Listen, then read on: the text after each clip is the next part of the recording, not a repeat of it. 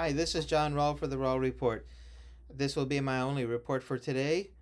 Today is Monday, August 18, 2025. I just returned from a trip away, and so I'm sorry not to have provided any video updates. I had some very long work days and wasn't able to be able to keep up on the news and provide any updates of any value. So I figured the best thing was to come back and try to catch up and give an update now on the big showdown at the White House.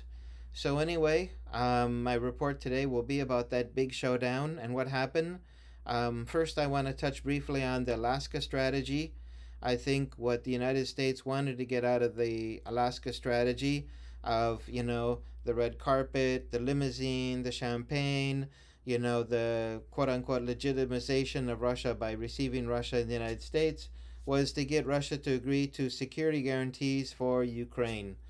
This is the kind of the door of the Europeans into Ukraine, and so um, that was seemingly the strategy of the United States. I don't know what kind of translations they had at all these different discussions, but it seems that the U.S. team got the idea from the Russians that they were okay with security guarantees. I think Russia had accepted that in general terms, but the United States is filling in the blanks. Um, and this was the big win for the United States at that summit, was to get Russia to agree to security guarantees for Ukraine. Um, and basically, the idea of the Europeans is that they fill the void of the security guarantee, and the United States backs up the Europeans. So the U.S. becomes this backstop, something that President Trump refused to do before. So it seems like we're heading in that direction. But as of yet, it's still not clear exactly where this discussion on security guarantees is going to go. Um, you know that uh, there was no there was a big reception for Russia for President Putin, but they didn't return Russia to the SWIFT banking system. They didn't remove sanctions. They didn't return the diplomatic properties that were seized in 2017 by President Obama. There's no return of Visa or MasterCard. There's no re-establishment of diplomatic relations. So I'm not too sure exactly what Russia was hoping for, but maybe something in that ballpark. Um, in any case, it seemed like there was a win for Russia and a win for the U.S. in that Alaska strategy. Um, it'll take some time to figure out exactly if the win for Russia was really a win, and the win for the United States slash NATO was a win for them. But it seems like there was, on the surface, a lot of pomp and circumstance and a lot of happiness and laughs. But behind the scenes, both sides were trying to get to a point, um, and so we'll see over time, really, who had the better strategy at that Alaska summit. So that was the Alaska summit. Um, then we move on to the point of the Trump whiplash, which is basically President Trump moving from one position to another and then back and then back. And so um, we we had President Trump speaking about Russia, about nice phone calls and really nice educated people, and they really know how to treat you. But as soon as they hang up the phone, they go out and bomb a nursing home or a school or a nursery or something. Um, and then we had this movement seemingly towards Russia at the Alaska summit, where President Trump was trying to bring Russia back into the international community, so quote unquote. Um, and now that President Trump is meeting with President Zelenskyy, and he's meeting with the European leaders, So it looks like he's going back in the other direction. Um, so President Trump says this is not his war. He's just trying to be a mediator.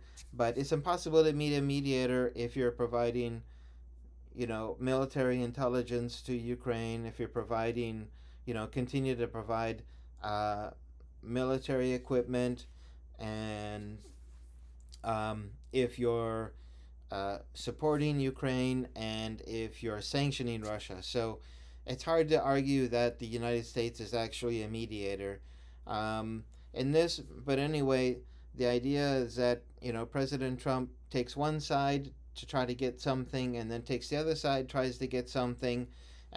This must be the way that he normally operates, in the business world. So he he's been successful with that strategy before. We'll see how that works out. But anyway, it certainly seems to cause a lot of whiplash in the reaction of the Ukrainians when President Trump had the red carpet rolled out for President Vladimir Putin was priceless. And so anyway, now we move on to President Zelenskyy, who the last time he met with President Trump at the White House was very aggressive, and he was not agreeable. He was very argumentative, and he was trying to speak over top of President Trump and trying to control the conversation. And you know that especially in President Trump's backyard, he's not going to allow someone to speak over him or control the conversation or question question the the process that they're going through. So anyway, um, now we had a President Zelenskyy who was very docile. He wore this kind of a black suit, which you know um, basically very um, uh, how would you say, very non-aggressive. And he didn't wear a tie, but he that he was kind of more stylish. And basically he's trying to get something from President Trump, and he knows that if he went with the same strategy that last time, he's not going to get it. So but the European leaders have been working with him, coaching him, telling him how to act. Of course, he's an actor, he's not a politician, but especially dealing with a personality like President Trump, very unique personality. It's very easy to get on the wrong side and get into a verbal battle. So President Zelenskyy was very docile, very quiet. This was a big win for the Ukrainian side and for the Europeans, who wanted to make sure that President Zelenskyy wasn't the main attraction of this event, and that he kind of sat back and let the Europeans control this activity, because they know how to manage President Trump and his demeanor much better. And so, anyway, that was really important for the Ukrainian side. Um, and so, the whole point of this is that we're trying to get, the European leaders and President Zelenskyy is trying to get President Trump back to say the Ukrainians are the good guys. They're working, they're defending themselves valiantly against this aggressive, murderous country. And so, President Trump will then start saying, go back to that whole conversation about nice guys on the phone, but they hang up and they start killing people. So, anyway, uh, the next point I'd like to make is what happened when we went from the red carpet of Anchorage to the White House. Did we get red faces? I mean, did we go to a red carpet to red faces, or did we not? So the initial idea of President Trump was that it was going to be, a hard-hitting meeting. He was going to have President Zelenskyy sit down. Here's the deal: accept it or not, and if you don't accept it, we're out. But really, this idea that of how this meeting was going to go really didn't work out that way. The Europeans were there to try to work out all the rough edges and to get this meeting moving along so that President Trump would be more agreeable to their side. Um, and so I think overall, uh, this was a win for the Europeans and for President Zelenskyy, but we know that President Trump always wants to show that he's not a Russian stooge or a Russian spy or a Russian agent. So he's got this in the back of his mind, and people know that. So they want to make sure they point out that you can't you know you can't see things from the Russian point of view, because if you do, it really shows that you're a Russian stooge or you're a Russian agent. You're acting on behalf. You've accepted, the lies of President Putin. So President Trump, he's constantly fighting that. I mean, that's in the back of his mind. He's making sure that he always shows that he's not taking anyone's, especially the Russia's side, or even seeing their point of view. So I think that it's very easy for the coalition of the willing and President Zelenskyy to get President Trump to take a very hardline position on Russia, which is what they're looking for. Because if he takes a hardline position on Russia, it's more likely that he will be providing funds and weapons for Ukraine, and he'll get back to doing what President Biden was doing. And he said he's not going to do that, but I mean, he had the opportunity to cut that whole thing off on day one, January 20th, and he didn't. He wanted to go in there and to try to be this great, mediator and win the Nobel Peace Prize. But the only thing he's done over time is he continues to get his foot in the door of this conflict until it'll be too late. He will be impossible for him to pull back and say, this wasn't my conflict. There wasn't this nothing to do with me. This was, Sleepy Joe's war, and I'm just here trying to finish it. So it's over time, as he gets more and more involved, it's harder and harder for him to prove that this actually isn't his war. So, and then the final point about this whole meeting is, what is NATO? Is NATO the coalition of the willing? Is NATO the countries that want to defend Europe if they're attacked, or is NATO the countries that want to go on the offensive? So this is kind of the story of NATO, is that NATO really doesn't have, so to speak, a clear image of itself. We know that NATO was involved in the bombing of Serbia. They bombed Serbia for 89 days, and they were involved. Some of the countries were involved in the war in Iraq. That was the only time that the United States invoked the Article 5 was to attack Saddam Hussein, who had nothing to do with 9/11. And on the side, they had kind of the sideshow of Afghanistan. But Afghanistan was just kind of the hook, and but the idea was to get the NATO forces involved in the war against Saddam Hussein and Iraq. So we can see that NATO at times has a very aggressive strategy which doesn't follow any international laws, and other times they just sit back and say, gee, we're just a defensive organization. But now these NATO countries have been, they're no longer wealthy countries, which they once were. They are no longer industrialized countries. They have gone through a process of deindustrialization.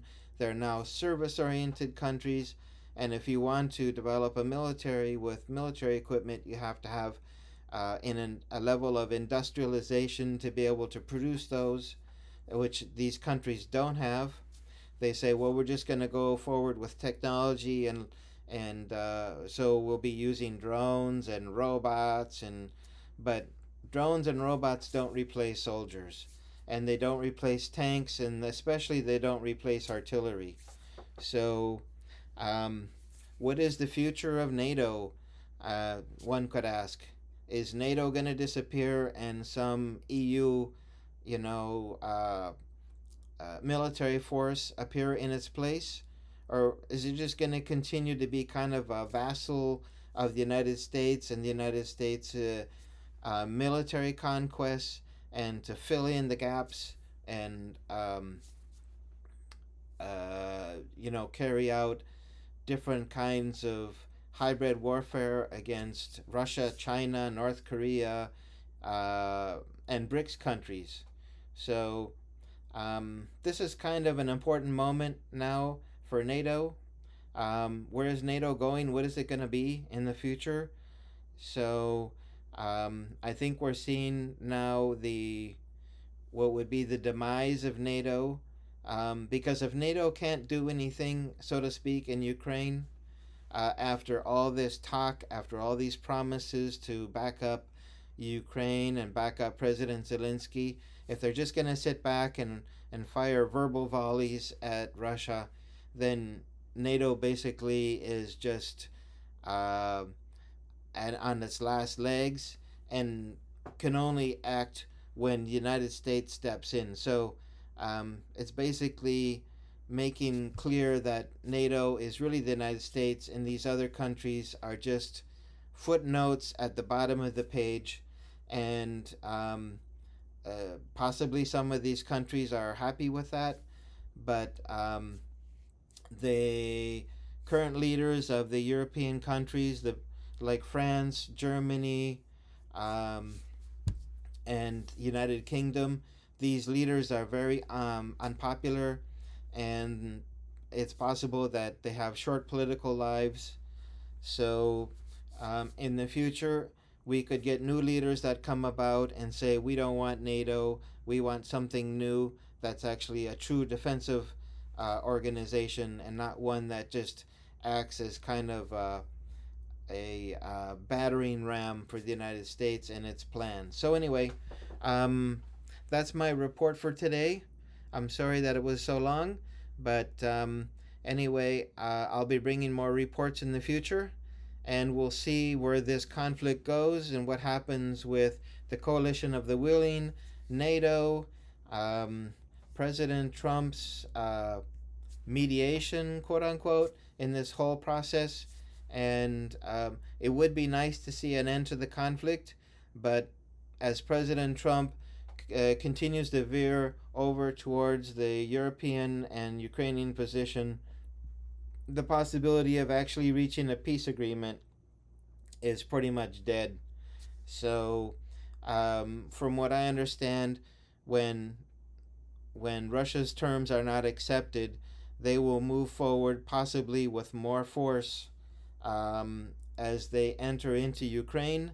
You may know that the areas that they have been fighting in, the Donbass, is a ethnic Russian area. So a lot of these areas, they have acted with extreme care, because these are Russians who are still living there, and whether they are favorable to Russia or not, they're still ethnic Russians. But as they move out of that area and they move more towards Kiev, you may see a lot more of their firepower coming out, and you may see larger gains on the ground. So we will see how this all develops. But I don't think Russia is liking what it's hearing from the coalition of the willing, from President Trump and from Ukraine. And I don't think we're going to get anywhere towards a peace deal. So I may be wrong. We'll see. And we'll be back tomorrow with another update. So have a great evening, everyone, and take care. Bye-bye.